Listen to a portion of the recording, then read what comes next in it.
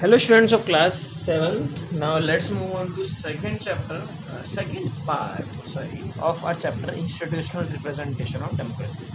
The next topic is election process. देखिए जो हमारे इंडिया में डेमोक्रेसी में जो इलेक्शंस की बात की गई है वो की गई है रेगुलर मतलब कि मैंने आपको बताया था हर 5 ईयर्स में इलेक्शन होने। फ्री एंड फेयर मतलब कि बिना किसी भेदभाव के इलेक्शन होंगे। कोई ऐसा नहीं है कि अमीर ही वोट करेगा, गरीब नहीं करेगा, कोई एक रिलीजन वोट करेगा, कोई दूसरा नहीं करेगा, ऐसा कुछ नहीं है। मैंने आपको बताया यूनिवर्सल एडेड फ्रेंचाइज है, हर पर्सन जो 18 ईयर्स की एज पूरी कर सका है वो वोट करेगा। ठीक है, अब वोटिंग किस किस के लिए होगी? 2 हाउसेस तो पार्लियामेंट के हैं इंडिया में। हमारी इंडिया की जो पार्लियामेंट है, सेंट्रल गवर्नमेंट है, उसमें 2 हाउसेस हैं, लोकसभा एंड राज्यसभा। इनके लिए वोटिंग होगी। ठीक, इसके अलावा बहुत सारे स्टेट्स हैं, उनके लिए, यूनियन टेरिटरीज़ हैं, उनके लिए। ठीक है, प्रेसिडेंट के चुनाव होते हैं, उनके लिए, वाइस प्रेसिडेंट हैं, उनके लिए।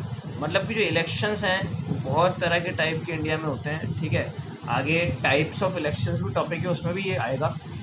ठीक है, अभी आपको याद रखना है पार्लियामेंट के जो चुनाव होते हैं ये प्राइम मिनिस्टर के लिए होते हैं, स्टेट के चुनाव चीफ मिनिस्टर्स के लिए होते हैं। यूनियन टेरिटरीज मतलब दिल्ली, चंडीगढ़, ये सब यूनियन टेरिटरीज हैं।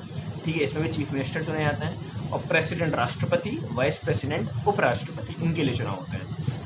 ये ध्यान रखना है, रेगुलर, फ्री एंड फेयर चुनाव होंगे, हर 5 साल में इलेक्शन होना जरूरी है। फ्री एंड फेयर होंगे, बिना किसी भेदभाव के सब चुनाव में पार्ट ले सकेंगे। पार्लियामेंट के 2 हाउसेज याद रखने हैं, लोकसभा राज्यसभा। वो नाम बुक में नहीं है, लेकिन हाँ पार्लियामेंट था, 2 हाउसेज था, तो मैंने लोकसभा राज्यसभा भी मेंशन कर दिया। चलिए फिर बात करते हैं इसके अलावा कि चुनाव होंगे कैसे, कॉन्स्टिट्यूएंसीज कैसे बनेंगी। अब जैसे मान लीजिए हम रहते हैं राजस्थान के कोटा में, तो हम किसके लिए वोट करेंगे, है ना? हम हर कैंडिडेट के लिए वोट तो करेंगे नहीं, पूरे भारत के लिए तो वोट करेंगे नहीं हम। तो इसके लिए जो लोकसभा के चुनाव होते हैं, मैंने अभी लोकसभा राज्यसभा बताया आपको, उसमें हम डायरेक्टली वोट करते हैं 18 ईयर्स की एज पूरी होने के बाद। तो जो लोकसभा के चुनाव होते हैं उसमें कॉन्स्टिट्यूएंसीज बांट दी जाती हैं। कॉन्स्टिट्यूएंसीज मतलब आप ध्यान रखिए, एरिया में, छोटे छोटे एरिया में, छोटे छोटे, या हम बोले पार्ट्स, है ना, छोटे छोटे पार्ट्स में पूरी कंट्री को डिवाइड कर दिया जाता है। अभी ये कितने पार्ट्स हैं पूरे भारत में? ऐसे 543 पार्ट्स में डिवाइड किया गया है। यानी कि लोकसभा इलेक्शंस के लिए जो कैंडिडेट चुनाव लड़ेंगे वो 543 कॉन्स्टिट्यूएंसीज के लिए चुनाव लड़ेंगे। कैंडिडेट कितने भी हो सकते हैं, डोंट कंफ्यूज, है ना। जैसे कि मान लीजिए एग्जाम्पल लेते हैं, है ना, उससे बहुत अच्छा क्लियर होगा। हम किसके लिए वोट करते हैं ना, हम कोटा में रहते हैं ना, तो हमारी कॉन्स्टिट्यूंसी का नाम क्या है, हमारे एरिया का नाम क्या है, वो है कोटा बूंदी लोकसभा कॉन्स्टिट्यूंसी। तो समझ रहे हैं आप? तो कोटा बूंदी लोकसभा कॉन्स्टिट्यूंसी के लिए वोट करते हैं कोटा के लोग, और बूंदी के भी, है ना। तो जो कोटा और बूंदी में रहेंगे वो कोटा बूंदी लोकसभा कॉन्स्टिट्यूंसी के लिए वोट करेंगे। जो जयपुर में रहेंगे वो जयपुर कॉन्स्टिट्यूंसी के लिए वोट करेंगे, है ना। अब ये कॉन्स्टिट्यूंसी किस हिसाब से बांटी गई है, सबसे बड़ी बात आप लोगों को होगा एरिया के हिसाब से। देखिए एरिया के हिसाब से नहीं बांटा गया है, इसको बांटा गया है पॉपुलेशन के हिसाब से, है ना। कोटा बूंदी को साथ क्यों रखा गया? क्योंकि दोनों छोटे इलाके हैं, है ना, बहुत ज़्यादा पॉपुलेशन इनकी नहीं है।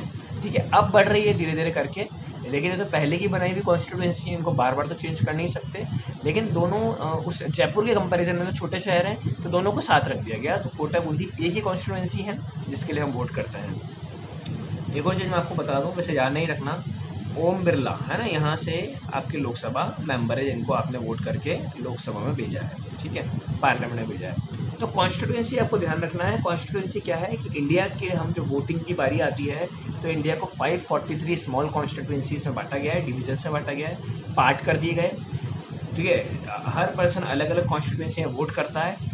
एक कॉन्स्टिट्यूंसी में से एक मेंबर चुना जाएगा। ठीक है, इलेक्शन बहुत सारे लड़ेंगे, जैसे मान लीजिए कोटा बूंदी से 10 जनों ने इलेक्शन लड़ा, जीतेंगे तो एक ही, जिसको सबसे ज़्यादा वोट मिलेंगे वो विनर घोषित कर दिया जाएगा, इलेक्शन कमीशन उसको विनर बना देगी।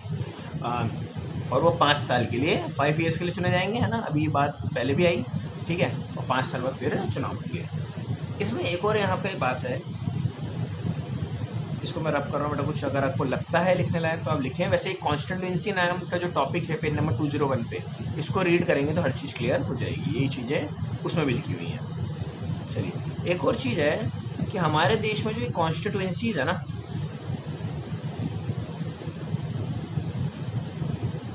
कुछ कॉन्स्टिट्यूंसीज शेड्यूल कास्ट और शेड्यूल ट्राइब्स SC ST के लिए रिजर्व है ना, रिजर्व है, यानी कि इसी कम्युनिटी का या तो शेड्यूल कास्ट का या शेड्यूल ट्राइब का पर्सन ही वहाँ पे चुनाव लड़ेगा, तो जीतेगा भी ऑब्वियस सी बात है वही। जैसे मान लीजिए अगर